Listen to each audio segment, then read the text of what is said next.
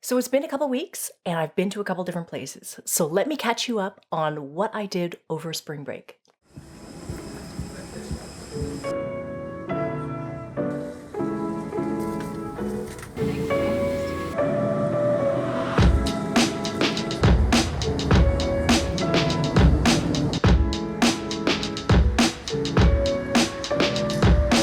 You went the wrong way, I went the wrong way too.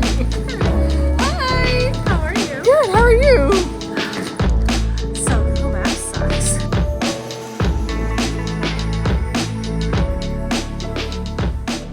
Hi guys, thank you guys so much for being here. My name is Felicia from SweetGeorgia, and this is Taking Back Friday. This is the place where we come every Friday and we talk about knitting and dyeing and spinning and weaving and all those fiber arts. We talk about making time to make things. Specifically, I want to talk to you guys today about all the things that I have made over the past couple of weeks related to different things that have gone on, different events that have gone on, and I want to share those things with you. If this is the first time that you're joining us, welcome. And if you are a returning viewer, thank you guys so much for watching these videos. It really means a lot to me that you guys are interested in the content that we're making here.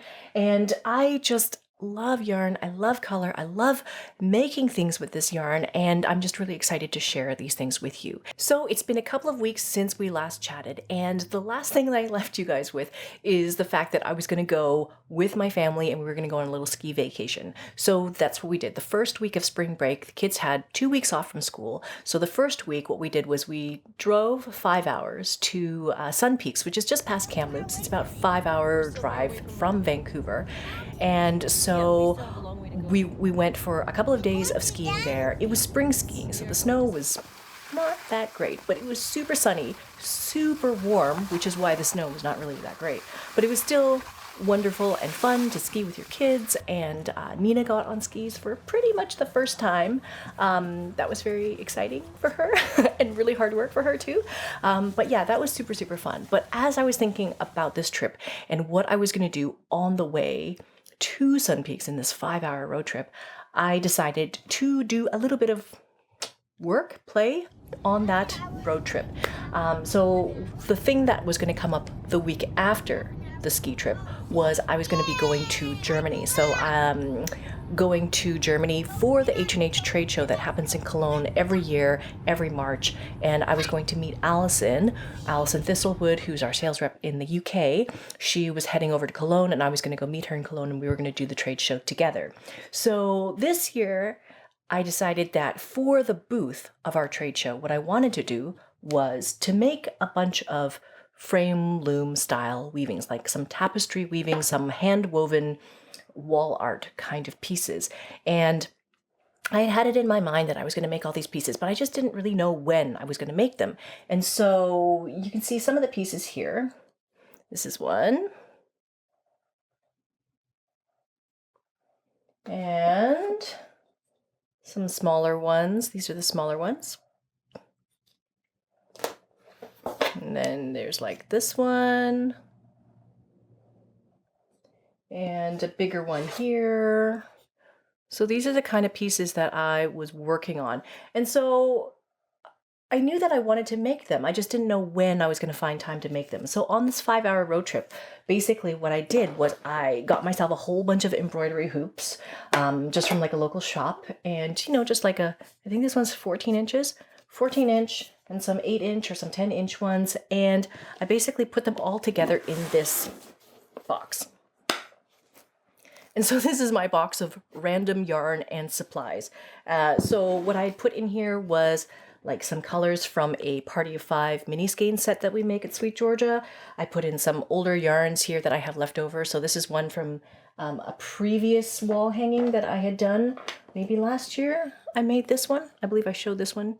So this one had some superwash soft in here, and so left over from this project were these yarns. So I decided to use those leftover pieces and combine them with a few new yarns. So the few new yarns being like the Party of 5, there's a little bit of this lollipop color that's new, and then I wanted to get some coordinating fiber to go with it. And so I had these fibers from a long time ago. This is some persimmon, no, this is tangerine, and some persimmon and some clementine, and this is all Polworth silk fiber that we hand dye at the studio, and I wanted to use some of these. So these kind of coordinate with that party of 5. And then I also pulled out some glacier. This is glacier color, and this one is west wind, so very, very pale color. And so I was just basically collecting all these bits and pieces to try to make myself a bit of a unified palette. For this booth design, what I really wanted was for all of the woven pieces to look coordinated, to look like they fit together in the same room, that they were kind of designed to go together. And so the best way that I know how to do that is to kind of limit myself to a cohesive limited palette, like just not every color that you can imagine, but just like very related colors. And so here I have very much, you know, some of these pale turquoises and kind of like warm apricot grapefruity kind of colors, and that's what I wanted to put through the whole thing. So one of the first pieces that I wove was this one, and so this one is very similar to the one that I wove last year, but this one has more in the way of like big fat sumac braids. There's a little bit of just, this is all plain weave, but plain weave where I kind of push and pull the shapes and kind of like, I just kind of push and pull the tabby so that it makes these sort of wavy lines. And then I add more sumac braids, and I wanted it to have a bit of a gradient effect to it. At the bottom here, there's a little bit of the raya knots, two-toned raya knots going on down here. And so once I'd finished this, then I started to move on to the circular weaving projects as well. But this was super fun. Like it was great to have that time in the car to really think about, well, you know, what color do I want to go next? There was a little bit of unweaving. I would put some colors in, look at it, and if it didn't work, I would take it back out. And so it felt like a very organic, very natural process just to have this whole thing in my lap, all the supplies, whatever I needed was there.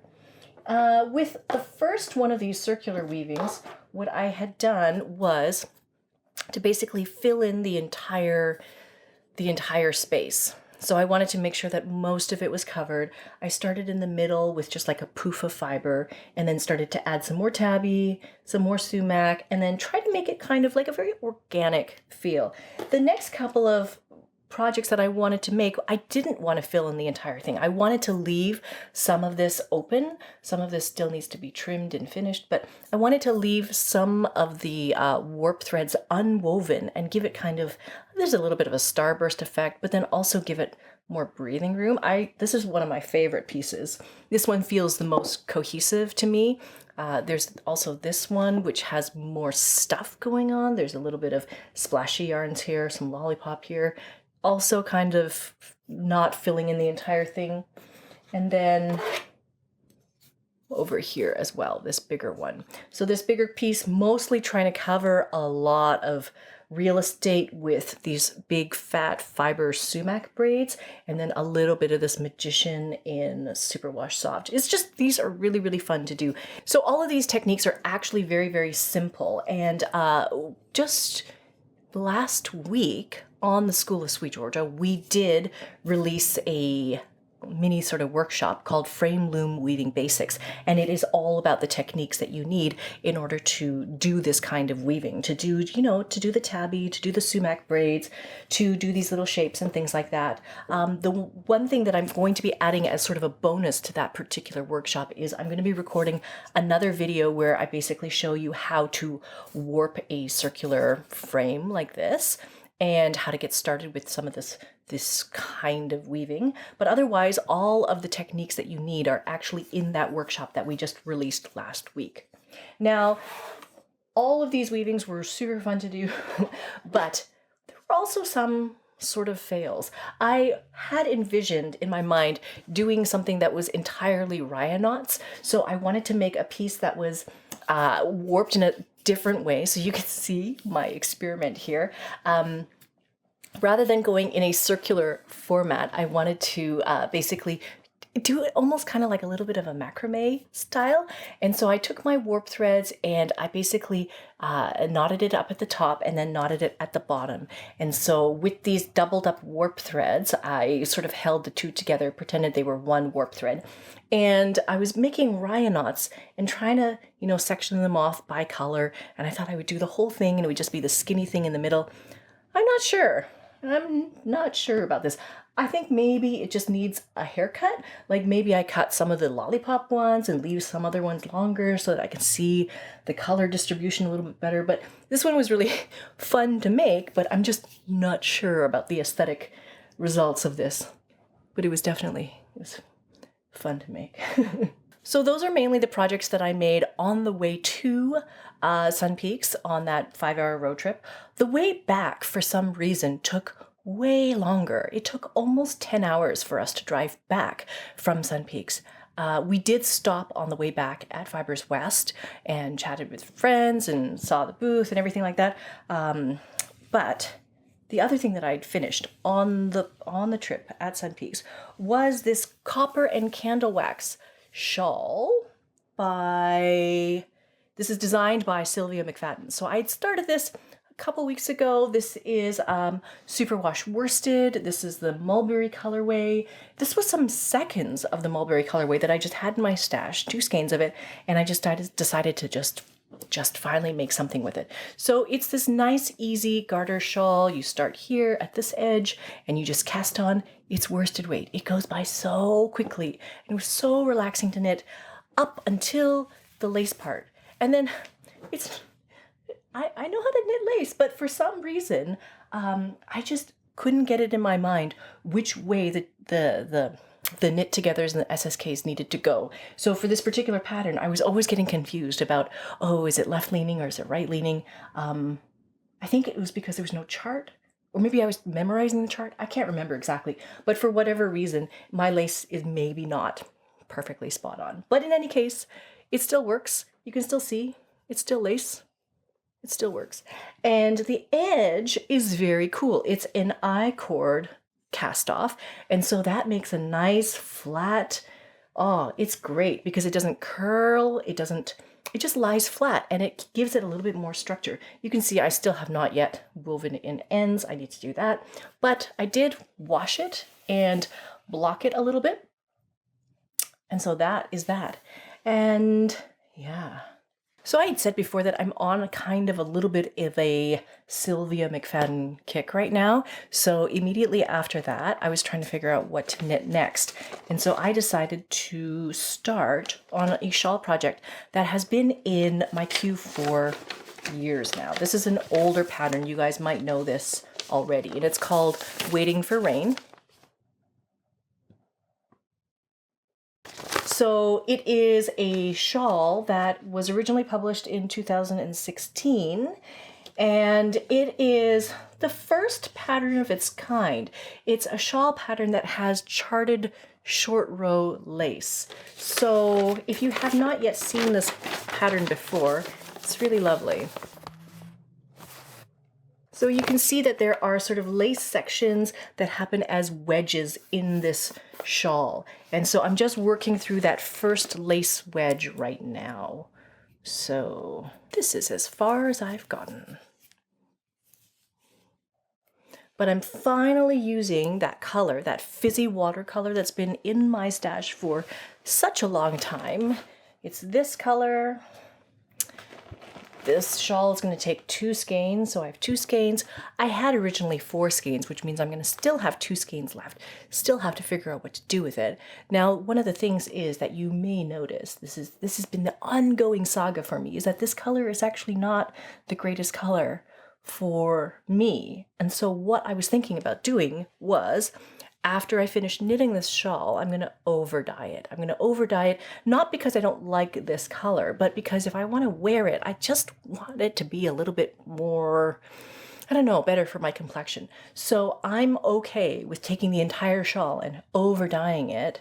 Yeah, and I've been thinking in my mind, like, since this has got those wedges of color and it's kind of undulating through this circular shawl, half pie sort of shape, I was thinking about dip dyeing the shawl in different ways so that like different parts of the shawl have different amounts of color, like almost painting on a gradient.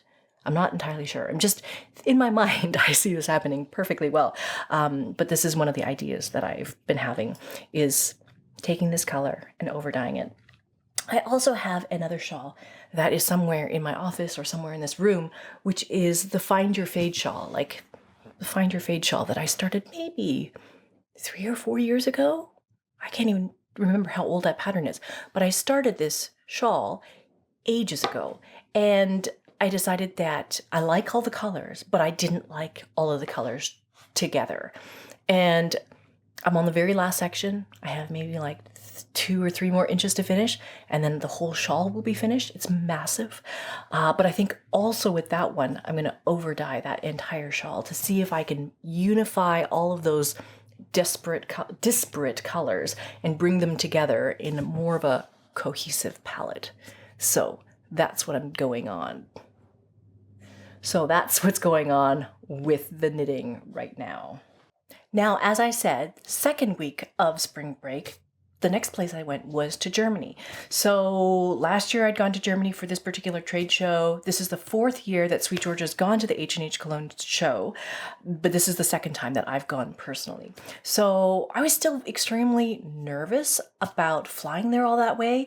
Last year's flight was quite arduous. It was me flying from Vancouver to Toronto, Toronto to Heathrow, Heathrow to Cologne. It was very, very long. This time, I just flew straight from here to Heathrow, Heathrow to Cologne, and that was significantly better. That was great and remarkably easy by comparison. But the show is a fantastic show to go to. I talked about it last year on this channel about how it's a massive show. It's got yarn companies that have been around for like over 100 years. It's got the biggest sewing thread manufacturers of all of Germany. It's a very German-centric show, so lots and lots of German companies, obviously, at this particular show, German yarn companies, also some Italian yarn companies.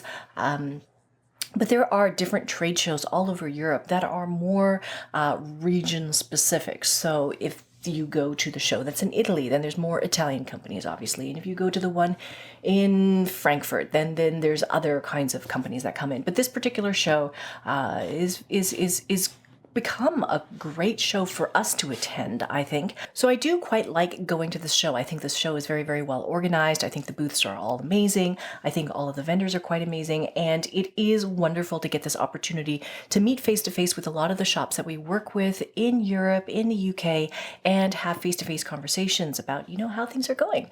So this is not something that we would otherwise really have the opportunity to do. So I'm very, very glad that we have this chance to go to this particular show. Now, last year, Allison and I had talked about the chance of going to visit one of our yarn shops out in Germany near Cologne.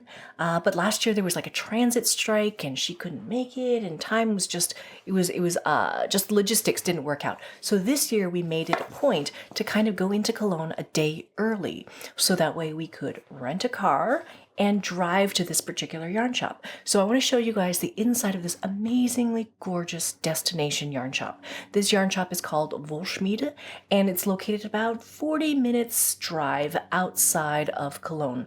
So basically you drive south, past Bonn, and it's in a little village area called Gelsdorf.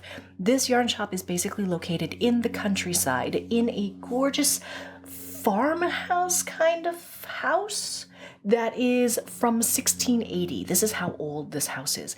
And the owner, Birgit, she was telling us, I think, that there's only something like 200 houses in this entire village. It's a very, very small village. But for this amazing yarn shop that is hidden inside this house, customers will drive from all over to come to this store.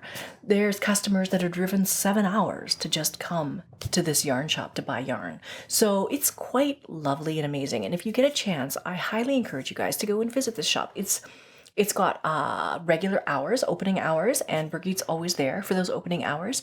They also have a beautiful little patio area outside where people sit and they knit and they have a glass of wine, and they have like knit nights, but outside on a patio. It's Wonderful. And yeah, inside there's an entire corner that is all SweetGeorgia yarns, which is wonderful, of course. And there's some other yarns there that you will, of course, recognize. There's Hedgehog is there, Madeline Tosh is there, Malabrigo, Manos. I believe there's some Fiberco. I saw a bunch of other yarns. There was some art yarns as well. And so many lovely yarns. We had great conversations with Birgit about using yarns and putting yarns together. And one of the things that she really enjoys doing is putting together color combinations for her customers, but also different yarn combinations. So Birgit's preference is to mix and match and blend different yarn manufacturers together. So she might take some of our yarns and then take a skein of art yarns, and art yarns have like a little bit of sparkle to them. They might be yarns that have been plied with a sequined yarn or a glitter yarn, and so just a tiny little bit of sparkle. Birgit will design shawls and patterns that use just a little bit of that art yarns as an edging, just a tiny little bit, a strand or two rows in an entire shawl, that sort of idea. She's done other patterns where, there's 2 rows of Malabrigo and 2 rows of Madeline Tosh and alternating back and forth. So this idea of taking different brands and mixing and matching and making like a wider play of colors and textures and things like that in her store. So that is actually quite wonderful. I'm so glad that we had the opportunity to drive out and visit her shop. So thank you so much to Birgit for showing us around your beautiful store and inviting us to take a look.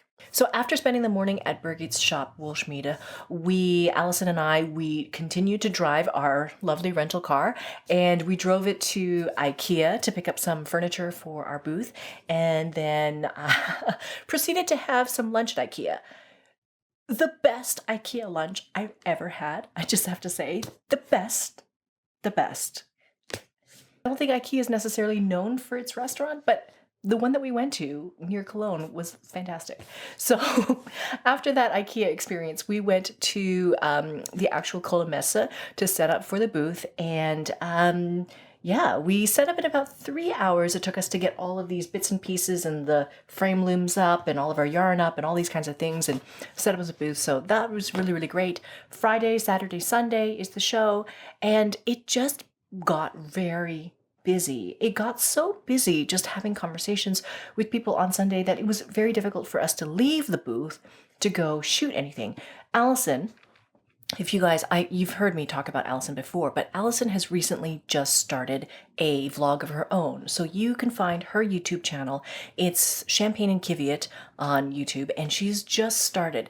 Now, both Allison and I had wanted to sort of walk the floor and do a little bit more vlogging, do a little bit more video recording of what was happening at the show, but we just got quite busy at our booth and we couldn't leave. So we took a few minutes and sat down and talked a little bit about the yarn for Allison's vlog. You guys might see that on her channel in a couple weeks. But if you are at all interested, Allison is basically a Canadian girl with her family who moved to London to live in the UK. She's been there for many years now. I can't even remember how many years, 6, 7, 8 years, something like that. But she also travels a lot to yarn festivals, to yarn shows. She recently went to EYF, to the Edinburgh Yarn Festival, and she wants to vlog about all of these things and share her experiences. She has kind of a unique perspective in that she's very entrenched in yarn. She's a Canadian and she's living in London and she's doing all this traveling. And so if you are at all interested in those kinds of travels and adventures, then I highly recommend that you go check her out, her new channel, Champagne Qiviut, so you can find her there. Now, next door to our booth, because we couldn't go very far, so literally around the corner from our booth is the Chiaogoo booth. And I think I have talked about Chiaogoo before. I love their needles over the years. I have Allison actually told me about Chiaogoo. And last holiday season, I switched entirely to using Chiaogoo needles for all of my knitting. I use their twist interchangeable set. And so I popped around the corner to ask Leon and Wendy what's new, what's happening at their booth. Last year at H+H, they had introduced these twist shorties, and they introduced these sock size twist shorties. So the idea was that they were tiny skinny needles that were about this big around, like literally tiny little cord like this, tiny little needles, and you were going to knit your sock in the round on these tiny needles. So this year, they have come out with something brand new, and this is actually not even available in stores yet. It'll be available, I think they told me June 1st, but this is what they gave me. So this is the Chiaogoo Twist Shorties set with the larger size needle. So this is what I'm so excited about. This is what I've been looking forward to for some time now. This will answer my hat knitting situation. So yeah, I have hat needles, hat needles, hat needles, hat needles, needles for hats, more needles for hats.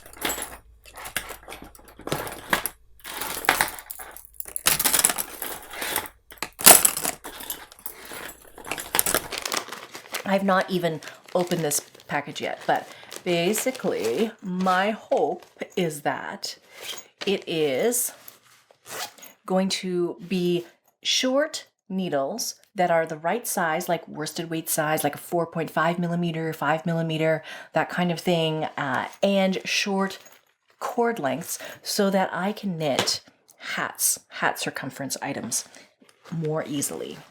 So let's see what's in this package. So we have a needle tip sizer in here. We have the little T-pins for tightening, and there's some stitch markers. There's some cord end things in that bag. And these are the short cables. So this is called the Twist X Flex cables. These are the small size. Let's see here. There should be 3 cables in here. There's a 5-inch, 6-inch, and 8-inch. So here we go. 5 inches, 6 inches, and 8 inches. And here are the tips. Wow. Okay, ooh, those are so exciting. So with these, they have them in 2 different lengths. So there's US 4 to US 8, US 4, US 5, 6, 7, 8, and they come in longer lengths and also shorter lengths, like tiny. So these will form all sorts of different combinations. Trying to see, you could use these tiny tips on here, and you would obviously tighten these to make sure that they don't untwist, but that could solve my hat knitting situation. That's amazing. Okay, I'm super excited about that. So these are the Chiaogoo, these are the blue twist shorties. You can probably find these at your store after June 1st. Ask your store for these. These are going to be awesome. I'm gonna start a hat with these, and I'll let you know how it goes. But this is so cool. Oh, it's so cool. Okay, so case of tiny little needle tips and 3 cables and sizer thing, and it all goes in this cute little blue bag. So I had never really been much of an interchangeables person until I started using these Chiaogoo needles. I just found that I had interchangeables from other manufacturers, and the tips were always untwisting, or they would get caught, or just the joins weren't really good, or I didn't like the cables. So there's all sorts of reasons why I didn't like interchangeables. And then when Allison said you have to try the Chiagoos, and then I heard a bunch of other people, they were saying, oh, they swear by the set. And so I got myself a set, and it's been fantastic. And so I got rid of a lot of my other needles. I destashed them. I donated them, cables that were getting very kinky and all sorts of things like that. But I had all these hat needles, just like the 13-inch length or a 14-inch length bamboo hat needles in so many sizes. I had so many of them, and decided to also donate all of those as well. But I had no other solution. I was kind of trying to knit hats with magic loop technique, and that wasn't really going that well. So I'm really excited about this particular product. So thanks, Wendy and Leon at Chiaogoo. Thank you guys so much for this, and I will let you know how it goes. Now, the other person that I talked to at H+H is actually also from the States. Chiaogoo is from the States, and Purl Loop is also from the States. So Angela at Purl Loop, she came over to our booth, and she wanted to give me this item. This is a new product for them as well. This is the 8-inch square frame loom. So in the past, I have talked about using their Swatch Maker 3-in-1 little loom. And so that is a loom that you can use 3 different sets on that particular loom. This one is quite lovely. This one is she gave me the 12 dent one. So I think it's a 12 dent one. Yes, it's a 12 set. 8-inch square, 6-inch weaving space. So basically, you would wind your warp yarn onto here through each one of these little notches. This is kind of an upgraded version of the cardboard loom that I made a couple of weeks ago showing how to get started with weaving for free. But this is basically like a nice version of the cardboard loom that I made. So you can basically wind your warp yarn around here and then go back and forth with a needle that they have provided. Actually, they provided a whole bunch of different accessories in here. There's some very nice things in here. So this is a very upgraded little kit. So there's a yarn needle that you can use to go back and forth. There is a pickup stick here. So this one even says Purl Loop on it.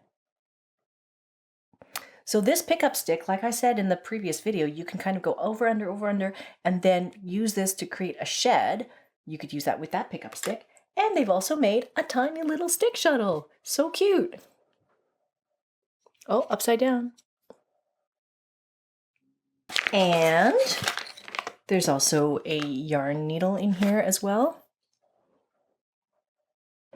And what else is in here? So many little things in here. So everything, and then there's also a carry bag in here for all of those little bits and pieces. Oh, there's a little tapestry comb in here too. I lost mine, so that's great. That's lovely. So all of these little accessories, all available in this little bag with all of the things for this 8-inch frame loom. And then the other thing that was super cute that Angela was actually wearing was she had 2 earrings and a necklace that were all round looms that they had made. And so this is one of those round looms. And so this little round loom, you can start to, warp it like a circular loom, just like I have here. And you could make your own little necklace. If you made this in a smaller format, you could make this into a necklace, and that would be this thing here. It even comes with a little chain and everything. So that's something fun to do. So thank you so much to Angela from Purl Loop for these ones as well. Thank you. So that's basically what's been going on here for the past couple of weeks, past 3 weeks, 4 weeks since we last spoke. These are the things that I've been making. These are things that I've been working on, and I'm still working on more content for the school in weaving, and more videos are coming very, very, very, very shortly. So I would love to hear from you guys what you have been making for the past couple of weeks, what you've been most obsessed with, what you're most excited about starting next. And yeah, I'd just love to hear about what you guys are doing these days. So thank you guys so much for watching this episode. I really, really appreciate you guys tuning in to watch these episodes. If you would like to find us on Instagram, we're at SweetGeorgia. You can find me personally at Felicia Lo Wong, and you can also find things that I'm weaving at Lo Meets Loom on Instagram. Thank you guys so much for watching, and I will see you in the next one. All right, bye.